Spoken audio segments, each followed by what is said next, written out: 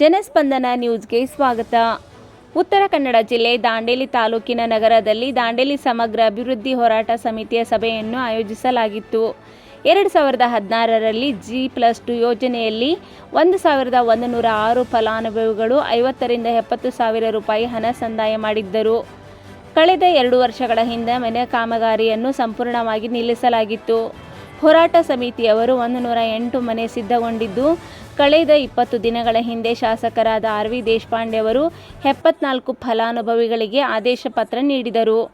ಆದರೆ ಇಂದು ಸುಮಾರು 24 ಜನರಿಗೆ ಮನೆಗಳ ಬೀಗ ನೀಡಿದರು. ಇನ್ನು ಸುಮಾರು 950 ಮನೆಗಳ ಕೆಲಸ ಆಗಬೇಕಾಗಿದೆ.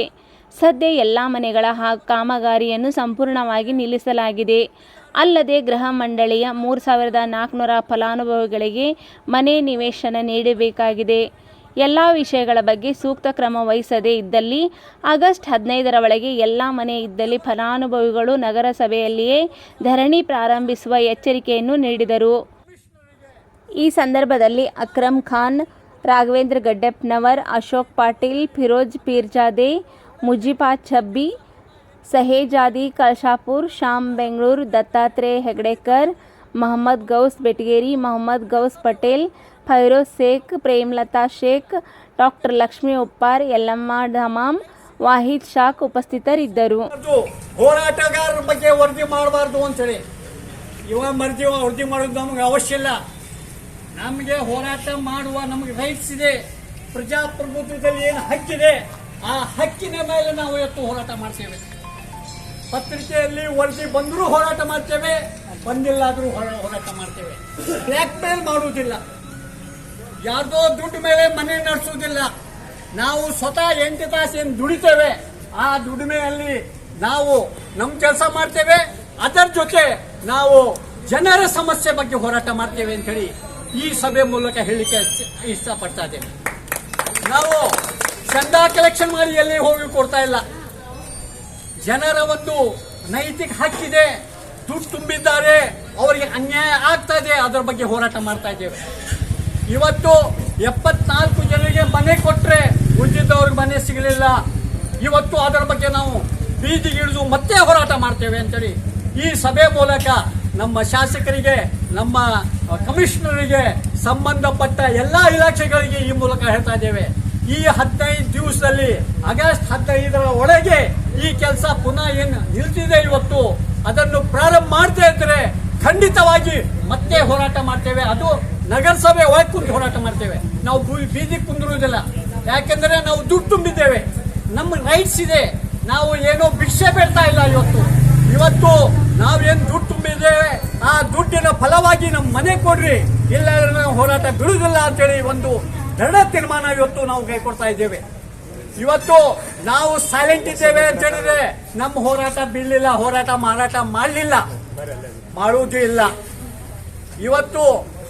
ಇವತ್ತು ಬಡವರಿಗೆ ದುಡ್ಡು ತುಂಬಿಸಿ ಅನ್ಯಾಯ ಮಾಡ್ತಾ ಇದ್ದೀರಿ, ಪ್ಲಾಟ್ ಕೊಡ್ತೇವೆ ಅಂತ ಹೇಳಿ ಅವರ ಹತ್ರ ದುಡ್ಡು ತಗೊಂಡು ಅನ್ಯಾಯ ಮಾಡ್ತಾ ಇದ್ದೀರಿ. ನಗರದಲ್ಲಿ ಎಲ್ಲೇ ನೋಡಿದ್ರೆ ಅತಿಕ್ರಮಣ ಇದೆ, ಎಲ್ಲೇ ನೋಡಿದ್ರೆ ಕಾನೂನು ಬಾಹಿರವಾದ ಕೆಲಸ ಇದೆ. ಇವತ್ತು ನಾವು ಯಾಕೆ ಮಾತಾಡ್ತಾ ಇಲ್ಲ ಅಂತ ಹೇಳಿದ್ರೆ ನಮ್ಮ ಜನರ ಕೆಲಸ ಸರಿಯಾದ ರೀತಿ ಆಗ್ಲಿ, ಅದಕ್ಕೆ ತೊಂದರೆ ಆಗುದು ಬೇಡ ಅಂತ ಹೇಳಿ ಮಾಡಿದ್ರೆ, ನಮಗೆ ರಾಜಕೀಯ ಕಲಿಸಲಿಕ್ಕೆ ಮಾಡಿದ್ರೆ ನಾವು ನಮ್ಮ ಕೆರೆ ಅದು ಅತಿಕ್ರಮಣ ಆಗಿದೆ, ಎಲ್ಲಿ ನೋಡಿದ್ರೆ ಅತಿಕ್ರಮಣ ಆಗಿದೆ. ಎಷ್ಟು ರೆಕಾರ್ಡ್ ಬೇಕು ಅದು ಕೊಡ್ತೇವೆ ನಾವು. ಮತ್ತು ಈ ಸಭೆ ಮೂಲಕ ನಮ್ಮ ಶಾಸಕರಿಗೆ ಮನವಿ ಕಳಿಸ್ತೇವೆ, ಇಲ್ಲಿ ಭೂ ಹಗರಣ ಏನಿದೆ ಇದರ ಬಗ್ಗೆ ಲೋಕಾಯುಕ್ತರಿಂದ ತನಿಖೆ ನಡೆಸಬೇಕು. ಇಲ್ಲಾಂದ್ರೆ ಈ ವಿಷಯ ಬಗ್ಗೆಯೂ ಸಹ ಮುಂದಿನ ದಿನಗಳಲ್ಲಿ ನಾವು ಹೋರಾಟ ಪ್ರಾರಂಭ ಮಾಡಬೇಕಾಗ್ತದೆ ಅಂತೇಳಿ ಈ ಸಭೆ ಮೂಲಕ ಹೇಳಿಕೆ ಬರ್ತಾ ಇದ್ದೀವಿ. ನಾವು ಯಾವತ್ತೂ ನಮ್ಗೇನು ಕೊಡ್ರಿ ಅಂತೇಳಿ ಹೋಗಿಲ್ಲ. ನಮ್ಮ ಜನರು ಏನ್ ದುಡ್ಡು ತುಂಬಿದ್ದಾರೆ ಆ ದುಡ್ಡಿಗೆ ನ್ಯಾಯವಾಗಿ ಅವ್ರು ಸಿಗದೇ ಇದ್ರೆ ಖಂಡಿತವಾಗಿ ನಾವು ಪಕ್ಷಾತೀತವಾಗಿ ಎಲ್ಲಾ ಸಂಘಟನೆಗಳನ್ನು ಸೇರಿಸಿ ಮತ್ತೆ ಒಂದು ಹಿಂದಿನ ಹೋರಾಟ ಏನ್ ಚರಿತ್ರೆ ಇದೆ ಅದನ್ನು ಪುನರ್ ನಿರ್ಮಾಣ ಮಾಡ್ತೇವೆ ಅಂತೇಳಿ ನಾವು ಹೇಳಿಕೆ ಇಷ್ಟಪಡ್ತಾ ಇದ್ದೇವೆ. ಇವತ್ತು ನಾವು 8 ತಿಂಗಳಿಂದ ಕಾದಿದ್ದೇವೆ. ಕಾನೂನುಬದ್ಧವಾಗಿರಲಿ, ಕಾನೂನು ವಿರುದ್ಧ ಇರಬಾರ್ದು, ನಮ್ಮ ಕೆಲಸ ನಡಿಬೇಕು, ಜನರ ಮನೆ ಸಿಗ್ಬೇಕು ಅಂತೇಳಿ ಸತತವಾದ ಪ್ರಯತ್ನ ಮಾಡಿದರೆ ಅದಕ್ಕೆ ಯಾರೂ ಸಹಕರಿಸ್ತಾ ಇಲ್ಲ. ಅದ್ಬಿಟ್ಟು ಸಂಘಟನೆಯನ್ನು ಒಡೆಯಲಿಕ್ಕೆ, ಸಂಘಟನೆಯನ್ನು ನಾಶ ಮಾಡಲಿಕ್ಕೆ ಏನ್ ಪ್ರಯತ್ನ ಮಾಡ್ತಾ ಇದ್ದೀರಿ, ಖಂಡಿತ ನೀವು ನಾಶ ಆಗ್ತೀರಿ. ಯಾಕೆಂದ್ರೆ ಬಡವ್ರು ದುಡ್ಡು ತಿಂದಿರಿ. ಬಡವರು ದುಡ್ಡು ಕೊಟ್ಟು ತಿಂದು ಇವತ್ತು ಅವ್ರಿಗೆ ಮನೆ ಇಲ್ಲ ಅಂದ್ರೆ ನೀವು ನಾಶ ಆಗ್ತೀರಿ. ಇವರ ವಿರುದ್ಧ ಯಾರು ನೀವು ಹೋರಾಟ ಮಾಡ್ತಾ ಇದ್ರಲ್ಲ, ಏನ್ ಸಂಘಟನೆ ಮುರುಳಿಸಕ್ಕೆ ಕುತಂತ್ರ ಮಾಡ್ತಾ ಇದ್ರಲ್ಲ, ನೀವು ಖಂಡಿತವಾಗಿ ನಾಶ ಆಗ್ತೀರಿ ಅಂತೇಳಿ ಈ ಸಭೆಯ ಮೂಲಕ ನಾನು ಹೇಳಿಕೆ ಇಷ್ಟಪಡ್ತಾ ಇದ್ದೇನೆ.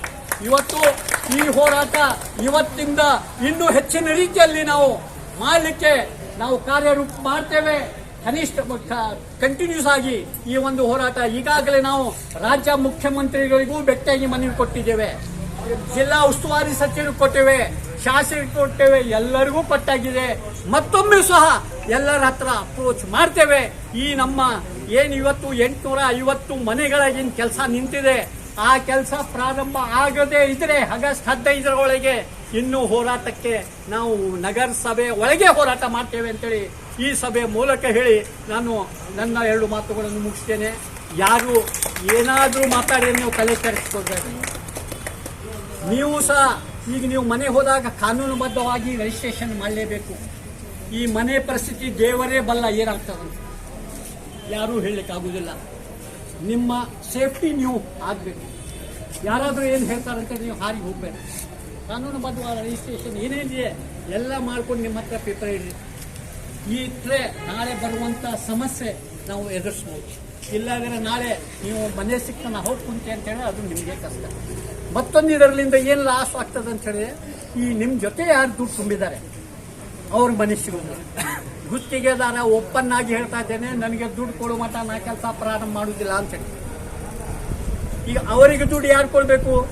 ಕೇಂದ್ರ ಸರ್ಕಾರದ ಈಗಾಗಲೇ ಹಣ ಬಿಡುಗಡೆ ಆಗಿದೆ, ರಾಜ್ಯ ಸರ್ಕಾರದ ಹಣ ಬಿಡುಗಡೆ ಆಗಿದೆ. ನೀವು ದುಡ್ಡು ಸುಮಾರು 9 ಕೋಟಿ ತುಂಬಿದ್ದು ಅದು ಆಗಿದೆ. ಈಗ ನಿಮ್ಮ ಮನೆಗಳ ಮೇಲೆ ಸಾಲ ಏನು ತೋಡ್ತಿರಲ್ಲ, ಅದು ಕೊಟ್ಟು ಕೆಲಸ ಮುಂದುವರಿಸಬೇಕು.